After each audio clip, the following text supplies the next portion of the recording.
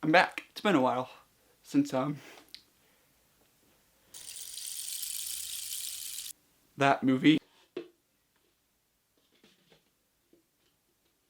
Today we are going to talk about Moonknight and Doctor Strange in the Multiverse of Madness. I'm rolling these two up just because they're released really close together, and I also have a lot of stuff going on, so I don't think I'll have time to make two videos. I really like Moonknight. Moonknight is such a phenomenal show. My first big takeaway from the show is that you can watch this show and you're not constantly being reminded that, hey, other superheroes exist in this universe. I'm watching the show and I get to actually focus on what Mark, Steven, and Khonshu are up to.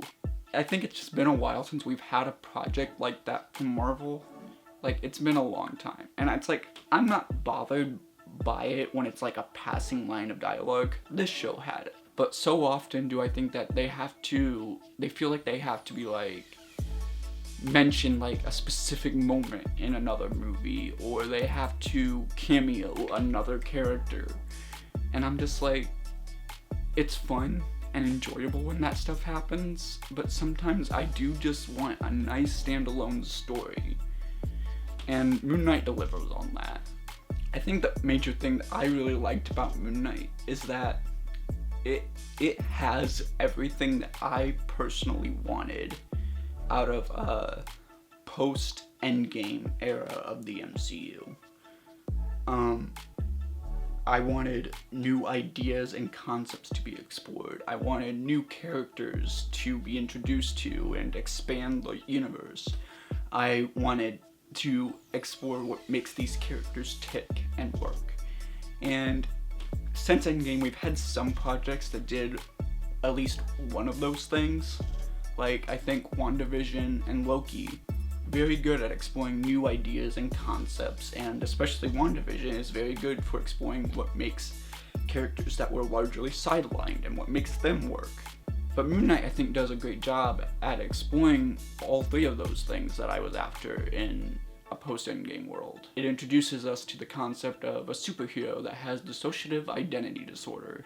I guess Batman kind of has dissociative identity, in a way. And then it also does a phenomenal job of exploring what makes Stephen Grant, Mark Spector, and post-credit scenes guy, I won't spoil that. It does a phenomenal job of exploring those characters and what makes them work. I liked Moonknight in the comics, but this is kind of my go-to interpretation of the character. And I think a lot of that goes to Oscar Isaac's portrayal of all of these personalities. I think if I'm going to take anything away from this show, it's probably that it does fall into the same problem that a lot of the Disney Plus shows have fallen into, especially Marvel shows, where there's that kind of like lull in the pacing that's like, it's midway through and it's like, oh, we're building up, and then there's this lull, and then there's nothing really going on, and then it goes back up. Whenever you're thinking that in a show, that's usually a sign that, like, some of the stuff, maybe even an entire episode, could have been cut. But, with that being said, that's not enough to ruin this show. I truly do think that if you are looking for a new show, even if you don't like Marvel that much, I think that anybody can find something, at least something, to enjoy in this show. I'm gonna give Moonknight an 8 out of 10. Alright, so Doctor Strange. I'm gonna be honest, this is part of the reason that I'm getting this video out a little bit later than I usually would, because I had to spend a little bit of time trying to figure out what I really felt about this movie. Because when I first walked out of the movie, all I could think was, I was entertained, but I also didn't really care. And I think a big part of that is because I like Doctor Strange as a character, and I enjoyed his first movie just fine. but I honestly do like him better when he's more as in the role of like a supporting character. And so then when he's also kind of sharing the spotlight with Wanda, a character who I really liked and have liked since her introduction into the MCU, every time that we were on Doctor Strange, I was just kind of like, I kind of just want to go back to what Wanda's up to. Thinking about it, I will say, I do like Doctor Strange a lot more than I did initially. And I am kind of looking forward more so than before to their idea that there would be a third Doctor Strange movie. But the biggest thing that I loved about this movie is that it feels like the director that is directing it. You will walk out of this movie thinking, yes, this was a Sam Raimi project.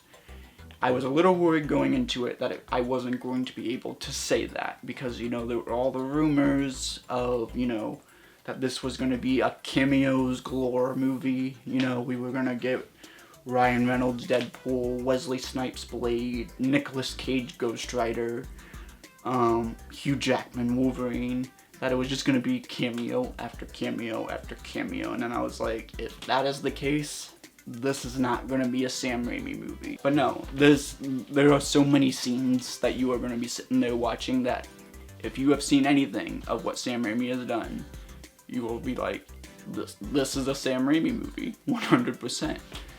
I think that's something that you can't really say about a lot of Marvel movies. I think very rarely do these films ever feel like the director that is directing them. The other major thing that I loved about this movie is the VFX. The VFX in this movie are bananas. I get so annoyed when people say that, like, oh, if a movie is heavy on VFX, then it's not really a movie. Like, I don't know why there are so many people that have a hard-on for VFX artists and just tarnishing anything that they do. I'm just gonna throw this out right now. VFX and animation are just as valid of filmmaking as what most would consider to be filmmaking. It's filmmaking. Both of them. They really took what made the first Doctor Strange movie stand out and they just cranked it up by tenfold. I could just watch hours of the VFX done in this movie. They are so much fun, they're so colorful, and they're so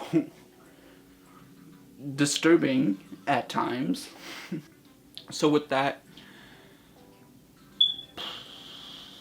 I'm gonna give Doctor Strange and the Multiverse of Madness a 7 out of 10.